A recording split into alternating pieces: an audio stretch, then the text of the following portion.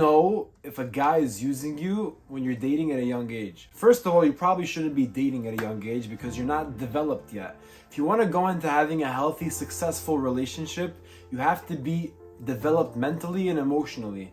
You're going into dating at 15, 16, 17. You're not even there yet. You're not even ready for it to be dating. You don't even know what dating is about. Dating is about becoming a giver as opposed to being a taker. In Hebrew, in the Torah, there's a word that translates love. It's called ahava. In the middle of the word ahava, you have hav. Hav means to give. So in order to build true love, you have to become a giver as opposed to being a taker. That's why when you see dogs, they're always barking. Hav, hav, hav, hav. Give me food. It's important to know, first of all, that if you're a girl and you want to know if you're being used or not, chances are you are, because you're young and you're in a relationship you shouldn't be in. Now, what do I mean by that? I mean that a guy is only thinking with one membrane in his body, and a girl wants emotional connection. She wants to be validated, she wants to be listened to, she wants to be heard. She wants to get from you, a guy off the street, what she's not getting at home from her parents. And the guy, he wants one thing and one thing only, and I think we both know what that is. I'm not even gonna go into this whole topic because I see it as pointless. You shouldn't be in a relationship if you're young and if you're at this age. If you're at a young age in your life and you're in this community, what you should be doing is focusing on yourself.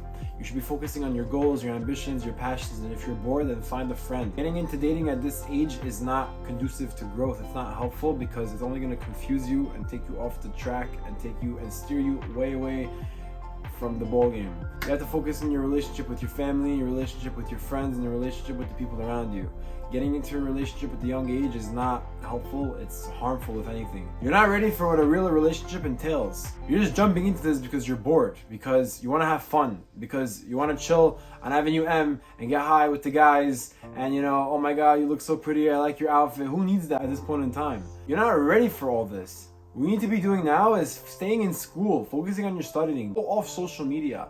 Delete Snapchat, delete Instagram, delete TikTok, and focus on what's important in life. You want to find more meaning in your life, you want to feel better about yourself if you're a girl, and you want to feel more content with your life if you're a guy, learn more Torah. I know rabbis turned you off and people turned you off and everything and etc. and you have religious trauma. I'm so sorry to hear that. But the reality is that Torah in Hebrew comes from the word hora'ah. Hora'ah means instructions. How to live the best possible life. God created the world and God created an instruction manual to the world, which is called the Torah. And within the Torah, it teaches you how to give yourself everything that you're lacking. If you're a girl and you're young, you probably don't even know what you want. Honestly, you don't know what you want. That's why you're in the streets looking for it, because you're only gonna know when you find it, and you're just looking and looking and looking to fill something in yourself. That's called being a taker, not a giver, because you're looking for something outside to make yourself feel better. So you're already starting this relationship off with trying to use someone. So that's already something wrong. Like I said, focus on your relationship with your family, your friends, and the people around you, for God's sake. And if you're a guy, number one thing you gotta be focusing on at a young age is Shmirat HaBrit. Number one thing you gotta be focusing on is Shmirat HaBrit. If you're in high school, stay in high school. Be in high school. Don't be on the streets. It's not gonna help you. You're wasting a ton of time. Your friends, right? They're only there to take from you and not to give to you. Chances are, you need to focus on what's important. You don't need to be focusing on what's always going on, the next highlight, the next flash, excitement. No, focus on what's important, okay? Now, if you think you're ready to get married, what I would tell you is to get a rabbi. Why do I say this? Because it says in Pirkei Avot, you have to make yourself a rabbi, because a rabbi is going to be able to take all of your thoughts and to structure them and to organize them and to help you better understand what you really need and what you're really looking for. Before you start going into dating another person, which is a whole nother being that you're going to need to go into and accept them and love them for who they are and support them, you first need to understand yourself. And nobody understands you better than your rabbi will understand you. So what you need to do is to first go on a long journey of self-love. We need to understand ourselves, we need to be able to love ourselves, and we need to be able to know who we are, what we need, what we're able to love and to support.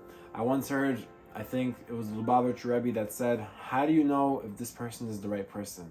Very simple. That person has to be able to take your goals, your ambitions, your passions for the future and to be able to love and to support them. And you have to be able to go vice versa and to be able to love their goals, passions, ambitions, and to support them and to say, I want to grow with you. Because two people can grow, but they can be growing in completely different directions. You want to come into a relationship where you're growing and you're going to be able to grow together to the same destination. That is the whole point of dating, and that is the whole point of trying to get married. Like I said in the Torah, right? We have to do things with purpose. God doesn't like things where you just go and you just waste your time. God wants you to do things with a purpose. Dating without a purpose is shameful and it's wrong.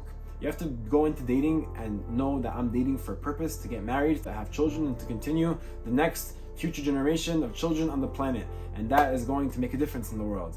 When you're going into using girls or using guys or just looking to fill the void and looking to fill what you're lacking in yourself somewhere externally, that is going to get you very, very far away from the number one step. Which means before you leave your house that night to go do something wrong, you're looking to fill the void. But then when you go do something wrong, now you feel guilty and now you have to heal. You're just getting lost in the wrong place. What you have to be doing is going to the right place.